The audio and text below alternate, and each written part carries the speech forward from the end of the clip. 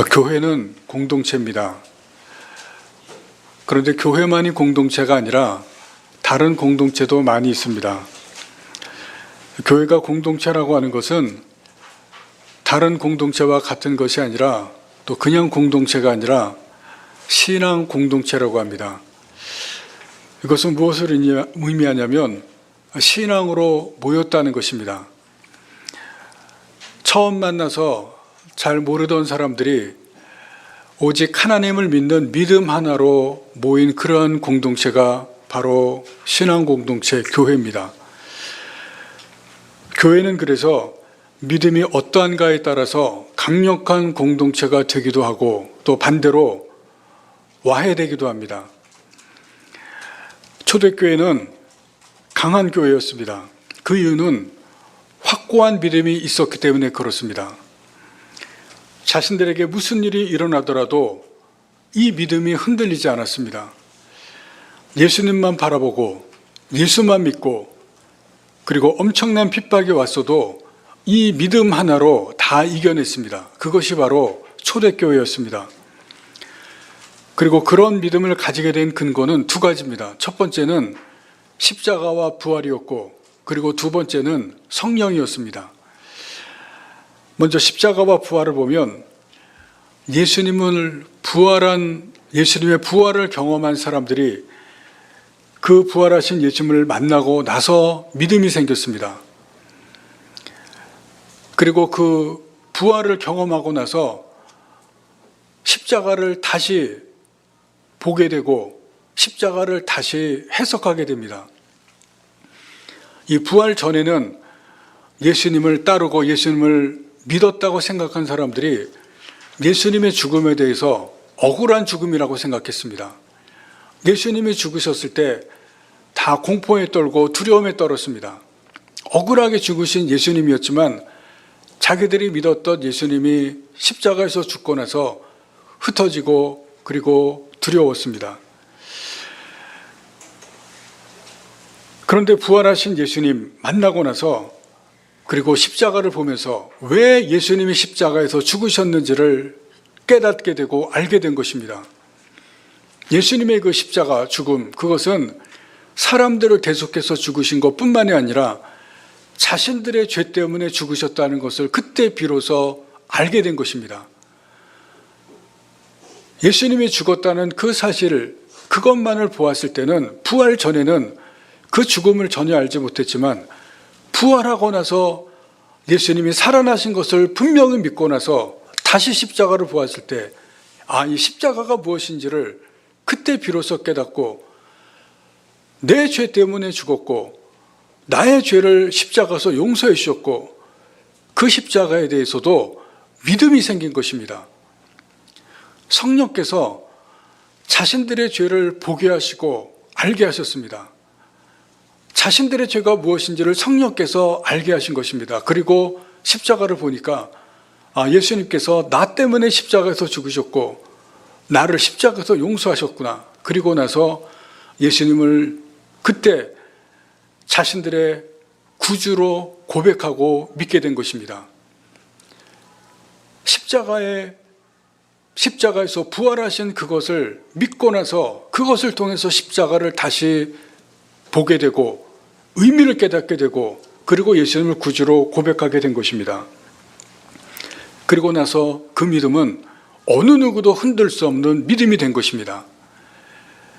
그리고 나서 다가오는 어떠한 일들도 그 믿음으로 다 견디게 된 것이 바로 초대교회의 믿음입니다.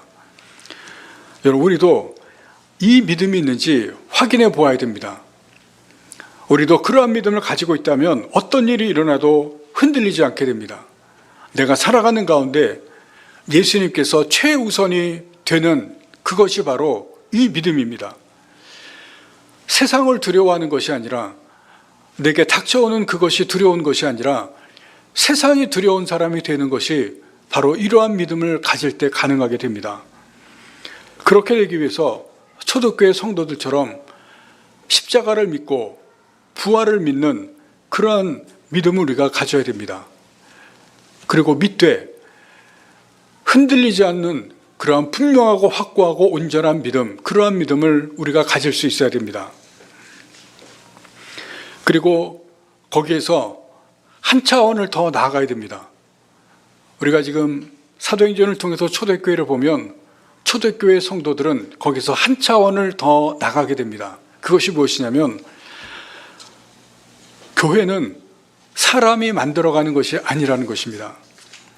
사람들이 계획을 세우고 조직을 만들고 계획을 추진해는 그 계획대로 일을 만들어가는 그러한 것이 교회가 아니라는 것입니다. 초대교회는 전적으로 성령 하나님께서 이끌어 가신 교회였습니다. 지금까지 보아왔던 이 5장까지 보아오는 그 초대교회, 우리가 다시 한번 보시면 초대교회 처음의 시작은 120명이 함께 모여서 기도하는 그때부터 시작이 됩니다.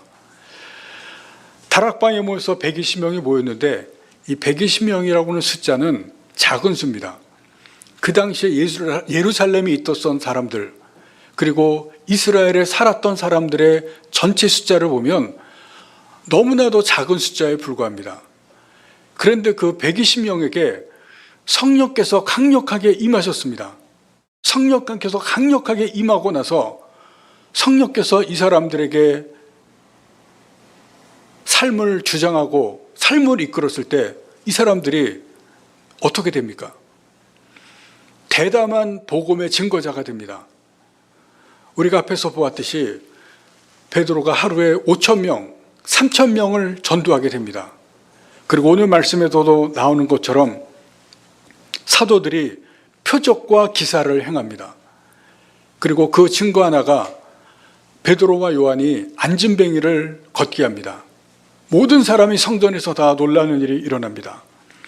사도행전 2장 42절 이하에 보시면 모든 성도들이 사랑으로 교제하고 떡을 나눕니다. 자기들이 가지고 있는 재산을 자발적으로 팔아서 공동 소유로 삼고 필요에 따라서 나누어 줍니다. 그리고 복음을 전하는데 모든 성도들이 다 모여서 기뻐합니다. 기쁨의 교회가 됩니다. 날마다 모여서 예배하고 날마다 모여서 함께 성도들이 기쁨으로 같이 찬송하고 예배합니다. 오늘 본문에도 같은 모습이 나옵니다. 12절에 보시면 사도들이 표적과 기사를 많이 행했다고 합니다. 그리고 믿는 사람들이 다 마음을 같이 한다. 한 마음이 됩니다. 그리고 성전에 솔로몬 행각은 성전입니다. 성전에 계속해서 모입니다. 이런 모습을 보이자 14절 말씀해 보시면 믿는 사람들이 점점 더 많아지게 됩니다. 예수 믿는 사람들이 계속해서 이 초대교회에 모여듭니다. 여러분, 그런데 여기에서 이 말씀이, 이 이야기가 무엇을 이야기하는지 여러분 우리가 한번 생각해 보시면 이것은 교회 이야기입니다.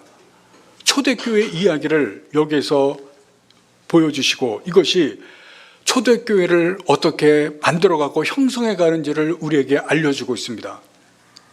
그런데 우리가 주목할 것이 있습니다. 사도들이 표적과 기사를 행했다고 했는데, 기적을 행했다고 했는데 이것은 사도들이 한 것이 아닙니다. 지금 누가가 사도행전을 통해서 우리에게 말씀하려고 하는 것은 이것이 사도들에게 임하신 성령의 역사라는 것입니다. 사도들이 능력이 있고 사도들이 권능이 있어서 한 것이 아니라 사도들에게 임하신 성령의 역사라는 것입니다. 성도들이 한 마음이 돼서 교회의 아름다운 모습을 이루었는데 그것은 성도들의 의지로 교회를 그렇게 만든 것이 아니라는 것입니다. 그들에게 임하신 성령께서 그 사람들 안에서 교회를 그렇게 만드신 것을 이야기하고 있습니다. 그리고 복음을 듣고 믿는 사람들이 많아졌습니다. 심지어 하루에 5,000명, 3,000명이 예수를 믿습니다. 그런데 그것은 교인들이, 초대교회 성도들이 그렇게 한 것이 아니라는 것입니다. 성령께서 사람들의 마음을 움직이시고 성령께서 그렇게 역사하신 것을 지금 사도행전을 통해서 우리에게 말씀합니다. 사도행전 이제 뒤에 보시면 사도 바울 이야기가 나옵니다. 사도 바울이 예수님을 믿게 되고 회심을 한 후에 아시아와 유럽에 가서 복음을 전하면서 교회들을 세워나갑니다. 많은 교회를 세웁니다. 그런데 그것은 사도 바울이 많이 배우고 사도 바울이 능력이 있어서 바울이 그렇게 한 것이 아니라는 것을 이야기합니다. 그렇게 한 것은 사도 바울 건데 성령께서 함께 하시고 성령께서 그렇게 교회들을 만들어 가시고 사람들을 믿게 한다는 것을 사도행전은 우리에게 말씀하시고 있습니다. 다시 말씀드리면 교회는 사람이 만들고 세운 것이 아니라는 것입니다. 성령께서 세워가시고 만들어 가셨습니다. 왜냐하면 성령께서 사람들 가운데 임하시고 성령께서 사람들 가운데서 역사하시는데 그 가운데는 우리가 주목할 것은 또 한 가지는 사람이 있습니다. 하나님께서 사람을 통해서 일하시기 때문에 그렇습니다. 성경과 기독교 역사를 보시면 사람들이 나옵니다. 그런데 그 사람들이 어떤 사람들인가 하는 것을 우리가 보실 필요가 있습니다. 그 사람들은 그냥 일반 사람들이 아닙니다. 성령께서 함께 하시는 사람들이고 성령께서 그들을 인도하시고 이끄시는 사람들입니다. 사도행전이 분명히 보여주시는 이 사람들은 성령의 충만함을 받은 성령께서 같이 하시고 이끄시는 사람들입니다. 그 사람들을 통해서 하나님께서 일하시는 것을 보여줍니다. 그 사람들을 통해서 하나님께서 교회를 만들어 가시고 세워 가십니다. 이 모든 것은 성령 하나님께서 하시는 것이고 하나님께서 사람들을 사용하시는 것을 보여주시고 있습니다. 1970년대 여자 한 분이 결혼을 했습니다. 가난한 남자하고 결혼을 합니다. 그런데 가난하게 살아가지기는 하지만 희망을 가지고 살아갑니다. 이제 얼마 후에 시간이 지나면 내가 지금보다는 잘 살게 될 것이라는 그런 희망과 꿈에 부풀고 그런 희망을 가지고 기대를 가지고 살아갑니다. 왜냐하면 남편이 국비장학금을 받고 독일에 유학을 갔기 때문에 그렇습니다. 1970년도에 국비장학금을 받고 유학을 간다는 것은 아주 공부를 잘하는 아주 똑똑한 그러한 사람이라는 것입니다. 남편이 유학을 간 사이에 아들을 낳고 그리고 아들과 함께 이제 희망에 부풀어서 아들을 키우면서 가난하지만 열심히 살아갔습니다. 그런데 어느 날 갑자기 유학 간 남편으로부터 청천벽력 같은 소식이 들려왔습니다. 유학 생활을 중단하고 그만두고 아프리카 선교사로 가겠다는 겁니다. 아무 인원도 없이 아무 상의도 없이 혼자 결정하고 편지 한 장으로 달랑 그 소식을 보내온 것입니다.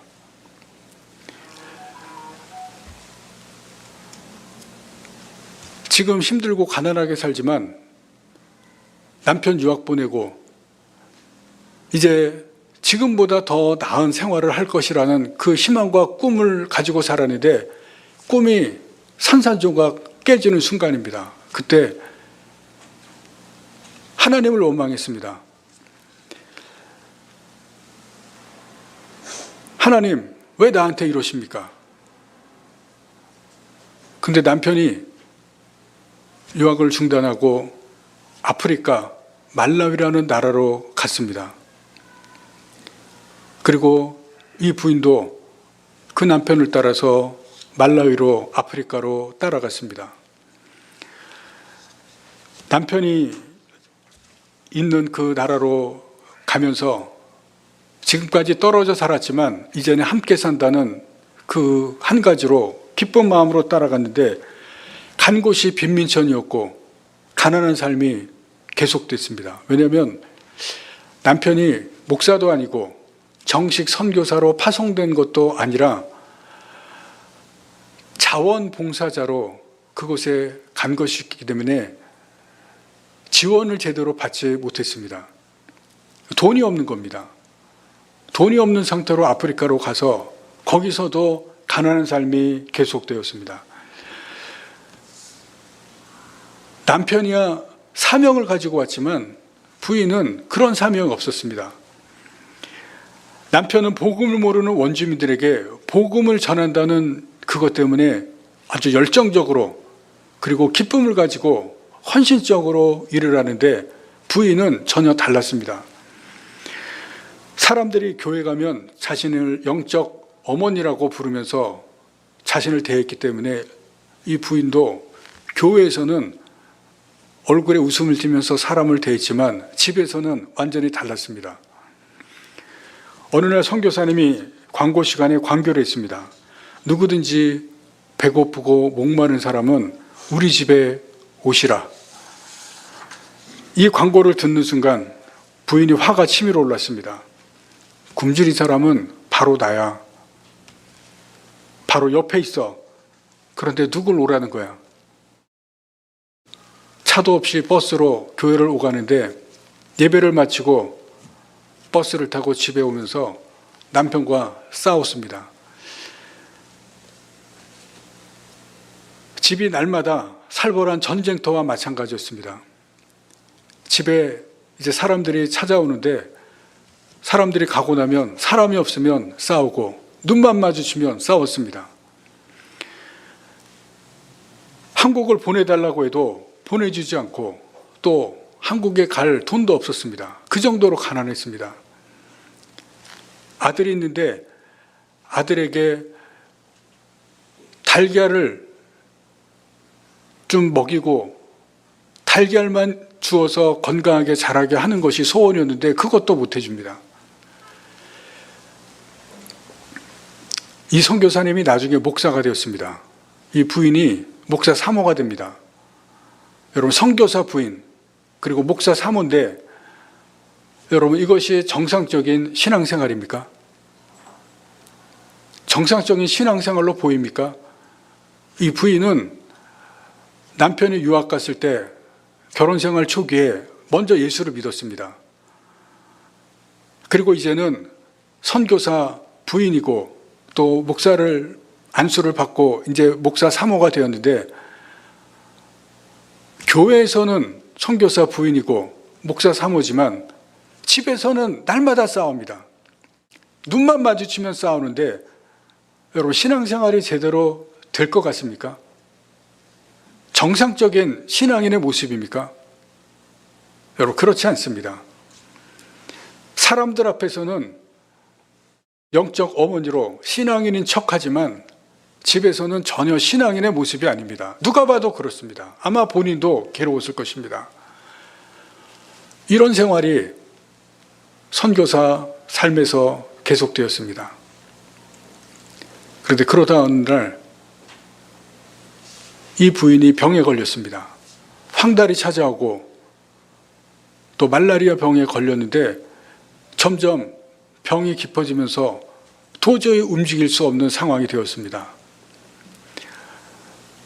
그러던 어느 날 오늘은 도저히 내가 이 밤을 넘길 수 없을 것 같다는,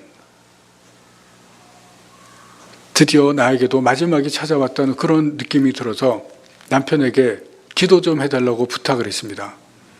그렇게 싸우던 남편이지만 자기도 살아야 되니까 기도 좀 해달라고 부탁을 했는데 남편이 그 아프리카 원주민들, 그 사람들을 위해서 아프거나 어떤 일이 있으면 기도를 해줄 때는 정말 열정적으로 온 힘을 다해서 기도를 하는데 지금 죽어가는 부인을 위해서 기도를 해달라고 부탁을 했더니 너무 성의 없이 기도하더랍니다.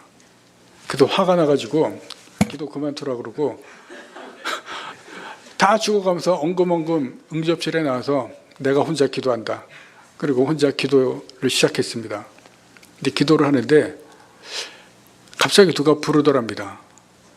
너무 분명한 목소리에 지금 힘들어 죽겠는데 누가 또 찾아왔나 그러고 하도 찾아오는 사람이 많으니까 그러면서 이제 밖에 나갔다 왔는데 아무도 없더랍니다. 근데 이분이 한국에 있을 때 누가 하나님의 음성을 들었다, 그런 체험을 많이 들었는데 그런 체험을 들을 때마다 믿지를 않았답니다. 아주 이성적이고 냉소적인 그러한 사람이었습니다. 그런데도 불구하고 본인 이야기입니다. 자기가 할 거는 다 했답니다. 부흥회도 가고 그런 간증 집회도 많이 찾아가면서 자기는 스스로 좋은 그리스도인이라고 생각을 했다고 합니다. 그런데 또다시 소리가 들려왔습니다. 사랑하는 내 딸아, 사랑하는 내 딸아. 하나님의 음성입니다. 내가 너를 아프리카로 불렀다. 내가 너를 사용할 것이다. 이 부인은 지금까지 내가 재수 없어서 아프리카로 왔다. 내가 재수 없어서 저런 남편을 만나서 여기 와서 이렇게 가난하고 고생을 한다고 생각했습니다. 하나님이 남편만 불렀고 나는 쳐다보지도 않는다고 생각했습니다. 그렇게 생각하면서 지금까지 살아왔는데 하나님께서 자기를 아프리카로 불렀다고, 내가 너를 사용할 것이라고 그런 하나님의 음성을 듣자 너무나 충격을 받았습니다. 너무나 깜짝 놀랐습니다. 그런데 더 놀라운 하나님의 음성이 들렸습니다. 내가 거듭나야 할 것이다. 부인이 대답합니다. 저는 거듭났어요. 예수 믿은 지 오래됐고, 그리고 지금 여기 와서 선교사 부인으로 이렇게 아프리카까지 왔는데 저는 하나님 거듭났어요. 너는 거듭나지 않았다. 지금 너 있는 그 모습은 내 이름을 더럽히고 있다. 내가 사람들을 전도하는 것이 아니라 예수 믿는 사람들의 앞길을 막고 있다. 그 말씀에 눈물이 쏟아지기 시작하는데 주체할 수가 없었습니다. 그리고 하나님이 자신의 지은 죄를 다 보여주기 시작했습니다. 아프리카 아이들에게는 아까워서 주지 않았던 것을 아들에게 주신 것, 아들에게만 주기 위해서 밥을 지어놓고 감춰놓던 것, 자신은 생각나지도 않던 것을 하나님께서 다 보여주기 시작했습니다. 근데 부인이 따졌습니다. 하나님 왜 이런 것만 보여주시냐? 나도 이 아프리카 와서 좋은 일 한 거 있지 않느냐? 하나님이 말씀하십니다. 이것이 내가 거듭나지 않았다는 증거다. 너는 내 아들을 사랑해서 다른 애들보다 빵을 두껍게 썰어 먹이고 감추려고 했지만 나는 너를 사랑해서 내가 사랑하는 아들을 위해서 내 아들을 십자가에 달았다. 이 순간에 이 부인이 숨이 멈췄다고 고백합니다. 그 말을 듣는 순간 자신의 숨이 멈추는 것 같았다고 말합니다. 그리고 그때 비로소 회개가 시작됩니다. 하나님, 내가 잘못했습니다. 나를 용서해 주십시오. 다시 눈물을 쏟으면서 회개하는데 밤새도록 새벽까지 회개했습니다. 근데 누군가 어깨를 쳤다고 합니다. 자기는 그 순간 하나님이 자기를 데려가는 줄 알았는데 보니까 남편입니다. 남편을 보는 순간 다르게 보이기 시작했답니다. 저런 천사를 하나님께서 나에게 주셨는데 내가 너무 더러워서 못 봤구나. 그리고 남편을 앞에 앉히고 무릎을 꿇고 용서를 구했습니다. 나를 용서해달라. 내가 너무 악한 아내였다 고백했습니다.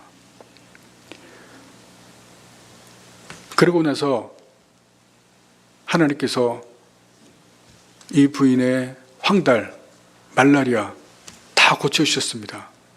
그리고 그때부터 진짜 선교사가 되어서 아프리카 선교를 시작했습니다. 지금까지는 재수없게 왔다고 생각했는데 하나님께서 내가 너를 아프리카로 부르고 사용하신다고 말씀하셨기 때문에 그 말씀을 따라서 말라위에서 스와질랜드로 옮기고 지금 아프리카 남쪽의 7나라를 돌면서 선교를 하고 있습니다. 귀하게 하나님께서 사용하시는 하나님의 진짜 선교사가 되었습니다.